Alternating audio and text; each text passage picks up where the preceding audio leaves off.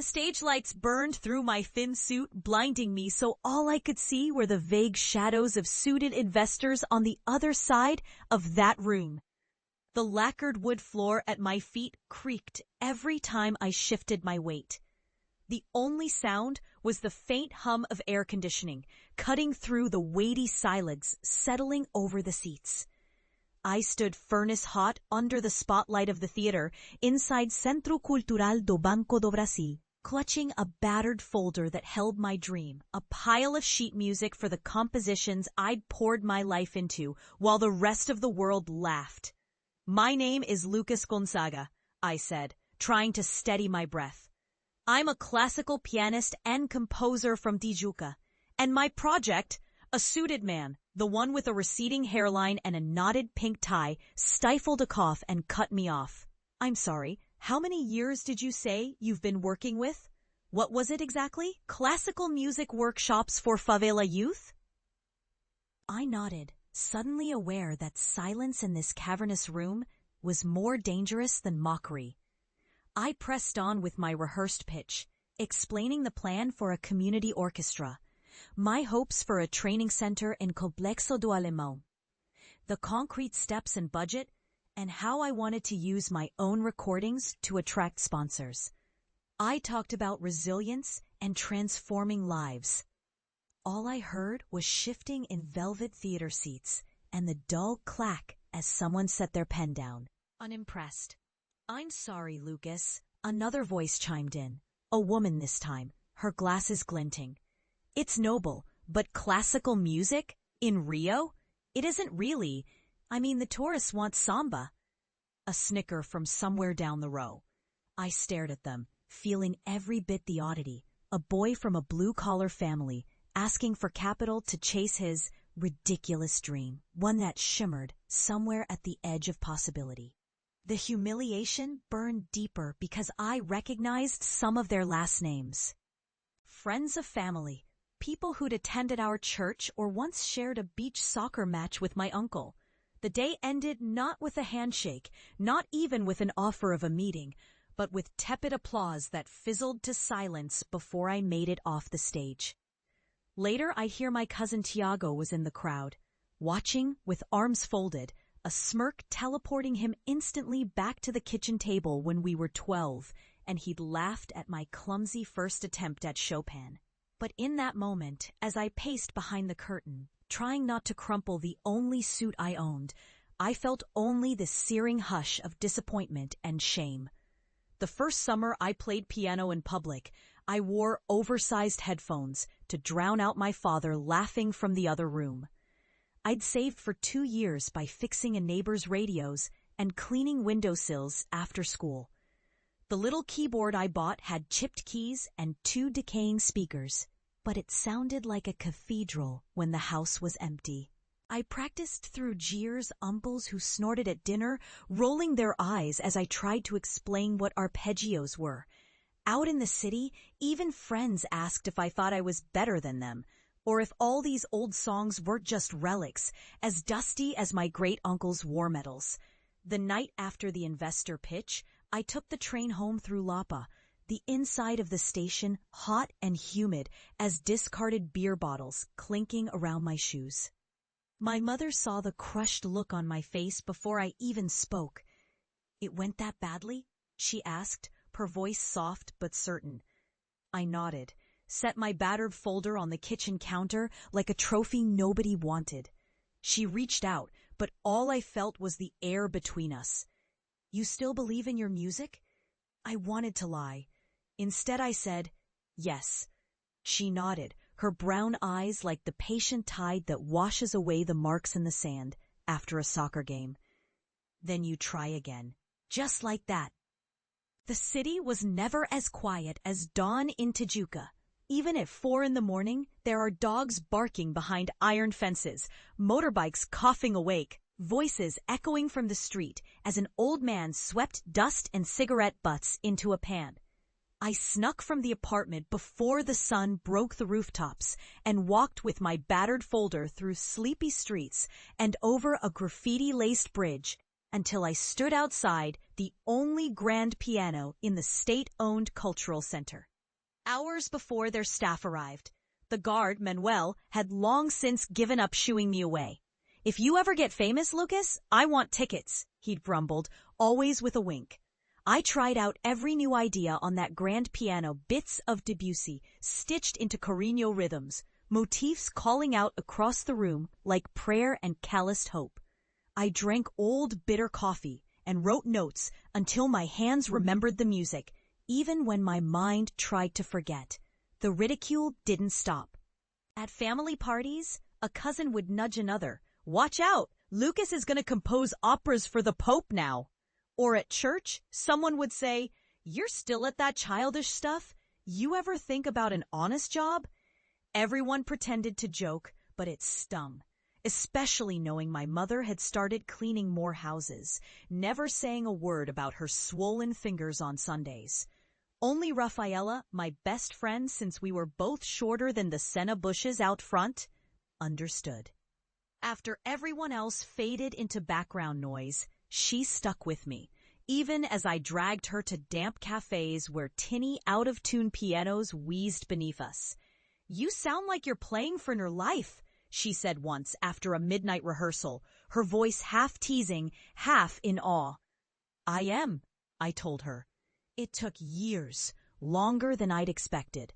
Rejection turned into routine competition after competition, audition after audition. I handed my sheet music to backstage attendants, carried my ruined shoes through the rain, and played in churches, schools, anywhere that still owned a bench and a broken upright. With each no, I thought of my mother's hands, the soft silence behind her words. Then I'd wake up, practice until blisters tore, and try again. The breakthrough never came all at once. It started as a whisper.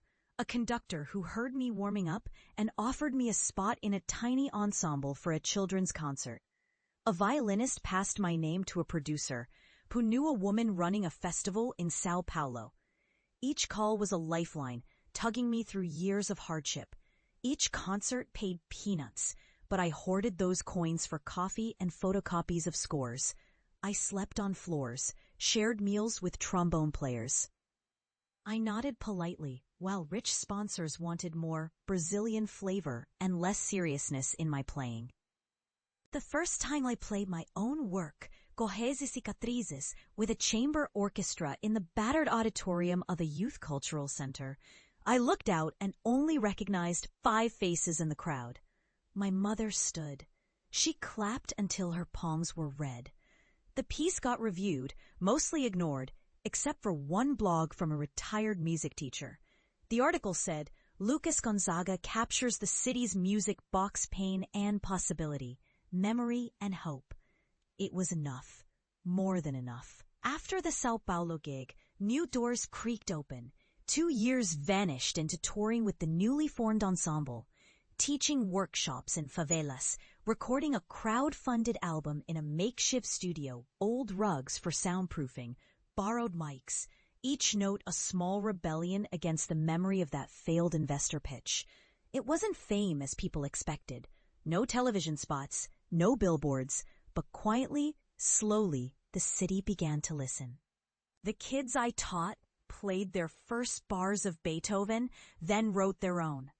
They played these in Sunday night concerts in rooms so hot the walls sweated. One afternoon, after a humid practice, Rafaela appeared with a newspaper. "Lucas, you're in here," she said, voice trembling with pride. A music columnist had attended one of our shows. "Against all odds," she wrote, "Gonzaga and his students remind us that beauty doesn't belong only downtown. It blossoms at the city's edges. Blooms in broken places." After that, commissions started coming in. Cathedrals, universities, finally even some festivals abroad. Years after I'd failed in front of rich investors, I played sold-out concerts in Europe, my heart a storm of longing and relief. And yet, every triumph was shadowed by memories of the silence, the ridicule that pressed against me, invisible but unrelenting. The day I returned home was heavy with summer humidity, heavy with something else. 2, expectation, tremor, a strange hush. I only meant to visit my mother and sleep on the familiar sagging couch, but word got out too fast. By the time I reached our street, signs had appeared on lampposts. Lucas Gonzaga in concert. Tonight. Free entry, Centro Cultural Tijica. Rafaela met me at the metro and squeezed my arm. Everyone saw the videos, Lucas, the orchestra, the tours.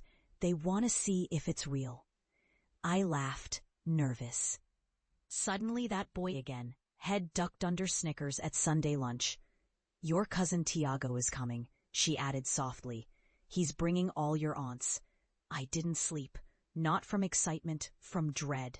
The old shame itched. I heard again every scoff, every dismissive jab. Outside, the city curled in on itself as night fell. The streetlights flickered, and a wind scattered jacaranda petals across the sidewalk, purple against dirty concrete. I arrived early, hands sweating, sheet music trembling in my bag. The cultural center's hall was smaller than I remembered, its paint chipped and wooden seats warped by years of wet seasons. The air smelled of old cloth and nostalgia. When the first people arrived, my stomach twisted into knots. I watched them file in. Neighbors, uncles, old friends, the skeptical faces from years before, now pinched by curiosity. There was Tiago in the second row, his shirt too tight, arms folded tight across his chest. My aunts clustered together, whispering. The same old guard siding with the ghosts of every no I'd ever heard. Rafaela walked to the front to introduce me. Thank you for coming. Tonight, after years away, Lucas returns to play his own music for the community that raised him. She looked up, pride glowing in her eyes. For many years he struggled, but always carried Tijuca with him. Please welcome him. Polite applause. No cheers. Just a quiet expectation. An unspoken, let's see if it's true. Let's see if he's worth all the fuss. I walked to the old piano in the center. It was scarred and out of tune, but under my hands, it was as soft and alive as the first keys I'd ever touched. My hands were still, my breath shallow. Silence. That old, heavy silence from years before. I began. The opening bars of Cores y Cicatrices unfolded sharp, restless chords in the right hand, a low, pulsing current beneath. The music swelled, leaping into fragments of melody that chased each other like children down rain-slick alleys. It told the story of Rio's backstreets, shadows, loss, struggle,